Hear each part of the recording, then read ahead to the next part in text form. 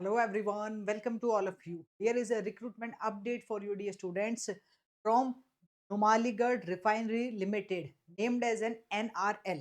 सबसे पहले आपको बता दूं NRL is a subsidiary of Oil India Limited is a Mini Ratna public sector undertaking.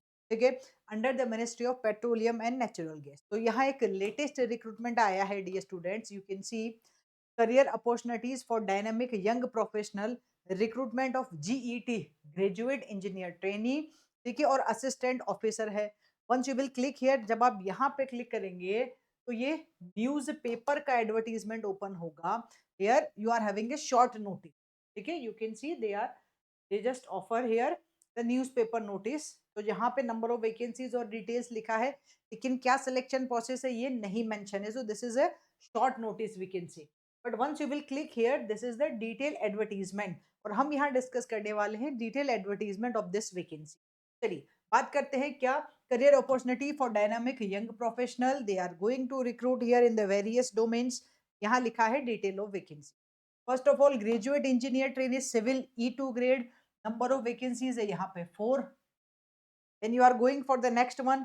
Graduate engineer trainee mechanical E2 grade, number of vacancies 12. Graduate engineer trainee instrumentation, number of vacancies 10. ठीक है, same E2 grade सभी में है जो भी GET का है. फिर electrical E2 10 vacancies. Then metrology 2 vacancies. And then in the chemical सबसे ज्यादा वैकेंसीज है 53 here. And here you can go for the next also. Computer science में 1 वैकेंसी है E2 ग्रेड सेम. और असिस्टेंट ऑफिसर ट्रेनी, जहाँ पे engineer apply तो नहीं कर सकते, लेकिन एनी पोस्ट ग्रेजुएट स्टूडेंट वो मेंशन है वहां पे कौन अप्लाई कर सकता है, उनके लिए है 6 वैकेंसी. ठीक है, तो ये लिखा गया है हियर. तो total number of vacancies are 98. Now ma'am सबसे पहले और सबसे इंपॉर्टेंट बात, क्या फॉर्म फिलिंग स्टार्ट हो गई?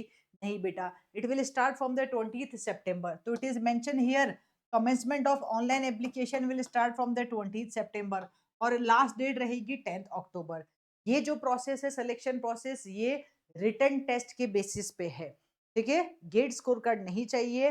जो जीईटी का प्रोसेस है वो CBT, they will have their own written test, उसके बेसिस पे सिलेक्शन इन्होंने रखा है. ठीक है, details and education qualification age experience सब लिखा है. तो क्या चाहिए, जिस भी डोमेन में आप अप्लाई कर रहे हैं उस डोमेन में आपके पास बी बीटेक होना चाहिए with minimum 65% marks in the general category. ये मेंशन है.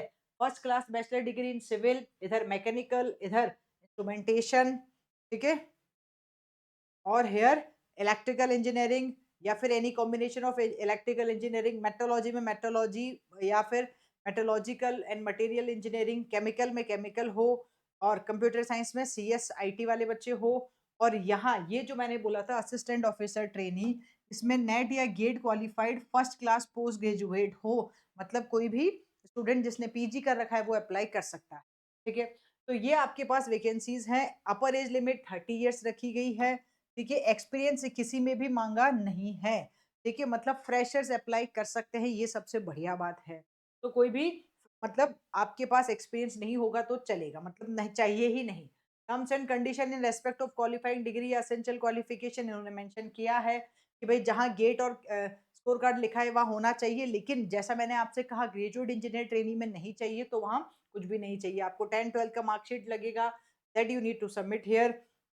मिनिमम मार्क्स जो मांगे वो आपके पास होने चाहिए, ईच सेमेस्टर में होने चाहिए. ठीक है, फिर बात कर रहे हैं बेसिक पे या पे स्केल की. तो पे स्केल जो आपका रहेगा वो E2 ग्रेड का, NRL का जॉब ग्रेड भी 02 होगा. पे स्केल 50,000 टू 1,60,000 और आपका CTC होने वाला है 18.79. while in the E1 grade 01 job grade for NRL 40,000 to 1,40,000 और आपका CTC रहेगा 15.34 पर एनम. ठीक है, ओके. फिर ये लिखा है सेलेक्टेड ग्रेजुएट इंजीनियर, ये बात ध्यान रखेंगे. Selected graduate engineer trainee will be on a training period for 1 year and will be paid consolidated stipend of rupees 50,000 per month during the training period. After successful completion of the training, they will be considered for the placement in officer grade E2 with a probation period of 1 year in the respective grade. ठीक है, फिर selected और associate जो assistant officer वाली है उसमें भी यही रहेगा. आपको कंसोलिडेटेड अमाउंट 40,000 रहेगा और बाद में आपको ग्रेड E1 का मिलेगा जॉब. ठीक है, प्लेसमेंट कहीं भी हो सकता है जहां इन्होंने मेंशन किया है इंडिया के अंदर। नाउ सिलेक्शन प्रोसेस जो सबसे इंपॉर्टेंट है, selection process will consist of computer based test and personal interview. All the candidates claiming to fulfill all the eligibility criteria आपके पास होना चाहिए, तभी जाके आप उस सीबीटी में बैठ पाएंगे, ठीक है। Computer based test for the graduate engineer training objective type रहेगा with no negative marking and will comprise of 4 section. क्या है वो 4 सेक्शन, ये इन्होंने यहाँ पे mention. These 4 sections are: section A subject knowledge आपका होगा, क्वालिफाइंग डिग्री, ठीक है। सेक्शन बी जनरल नॉलेज या current affair. Section C knowledge of English language, और डी में है reasoning and numerical ability. 80% of the questions will be from the section A, ये भी इन्होंने मेंशन। बाकी सब में 20% रहेगा। तो मतलब आपके पास टेक्निकल अच्छा नॉलेज होना चाहिए, then only you will be selected, ज्यादा चांसेस हैं। Computer based test for the assistant officer, अगर आप उसमें जाते हैं तो यहाँ पे 3 सेक्शन है। सेक्शन ए में जनरल नॉलेज होगा, बी में रीजनिंग न्यूमेरिकल होगा, सी में नॉलेज ऑफ इंग्लिश लैंग्वेज, ठीक है। तो candidate qualifying in the computer based test in the order of merit is call for the personal interview, ये लिख ही दिया है इन्होंने। और minimum qualifying marks of 50% in each case, मतलब ईच स्टेज। सीबीटी में मिनिमम 50% आए, फिर पर्सनल इंटरव्यू में सिर्फ 50% आए, तो फिर आप आगे प्रोसीड किए जाएंगे, ठीक है। बस यही है सारा। फिर कुछ ये कंडीशंस है, यू कैन सी। हाँ, एप्लीकेशन फीस है, an application fees of ₹1000 plus GST must be paid via online mode before final submission, आप देख सकते हैं। कुछ कंसेशन रिलैक्सेशंस है, you can check this one, ठीक है। और भी कुछ जनरल कंडीशंस मेंशन की गई है, जो भी आप अच्छे से देख सकते हैं, ठीक है। तो यहाँ और हम देख लेते हैं, डेट्स ही मेंशन है आई थिंक हियर। अच्छा, क्वालिफाइंग डिग्री, मार्कशीट, फाइनल और पास सर्टिफिकेट आपके पास होना चाहिए। जब आप अप्लाई कर रहे हैं तो ये होना चाहिए। Final and pass certificate, graduation post graduation का होना चाहिए, मतलब जो भी चाहिए वो सारी चीजें आपके पास अवेलेबल होनी चाहिए वाइल फिलिंग द फॉर्म। बस ठीक है, यही है। हार्ड कॉपी नहीं सेंड करनी है, सिर्फ ऑनलाइन मीडियम ही है। और जनरल इंस्ट्रक्शंस मेंशन किए गए हैं, कैसे कैसे अप्लाई करना है, यहाँ इन्होंने एक एक चीज लिखी है। You can check and you can proceed accordingly बेटा, ठीक है। और फिर आप प्रोसीड कर सकते हैं। अच्छा, एग्जाम कब होगा इसके बारे में तो उन्होंने कहीं इसमें लिखा नहीं है। एग्जाम जब होगा आपको अपडेट किया जाएगा।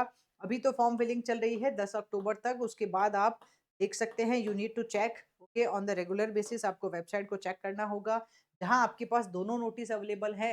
As I am telling you, the detail advertisement release हो चुका है और इस पे पूरी की पूरी डिटेल आ चुकी है। ऑलराइट गाइस, तो अकॉर्डिंग टू योर ब्रांच आप इसमें फॉर्म फिल कर सकते हैं। Thank you.